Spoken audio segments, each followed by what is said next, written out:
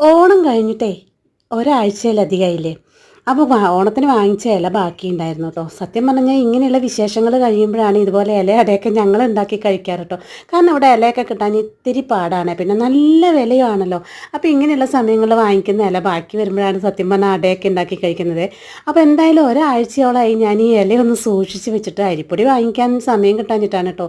പിന്നെ ഇന്നൊന്നും നോക്കിയില്ല. അമ്മ മുമ്പ് ഉണ്ടാക്കി തരുന്ന നമ്മുടെ ഗോതമ്പ് അട അതുണ്ടാക്കിയിട്ടോ. സത്യം പറഞ്ഞാൽ എനിക്ക് അരിൻ്റെ അടേനേക്കാളും ഗോതമ്പട തന്നെയാണ് കേട്ടോ ഇഷ്ടം.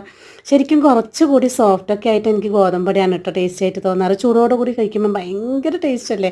അപ്പോൾ എന്തായാലും ഞാൻ ഇന്നിതേ വൈകുന്നേരം ആയപ്പം ആ ഇലയൊക്കെ എടുത്തിട്ട് ഗോതമ്പ് വെച്ചിട്ട് അട ഉണ്ടാക്കിയിട്ടുണ്ട് കേട്ടോ. അടിപൊളി ടേസ്റ്റാണ്. എന്തായാലും എന്നെ കഴിക്കുന്ന കാണുമ്പോൾ തന്നെ നിങ്ങൾക്ക് മനസ്സിലാവുന്നുണ്ടാവും ആസ്വദിച്ചാണ് കഴിക്കുന്നതെന്ന് കേട്ടോ. ഇവിടെ കുട്ടികൾക്കും അട ഭയങ്കര ഇഷ്ടമാണ് കേട്ടോ. അതുകൊണ്ട് തന്നെ ഞാൻ ഇടയ്ക്കിടെ ഉണ്ടാക്കുന്ന ഒരു ഐറ്റമാണ് കേട്ടോ നമ്മുടെ ഈ ഗോതമ്പട. അപ്പം നിങ്ങൾക്ക് ഇഷ്ടമാണോ ഗോതമ്പിൻ്റെ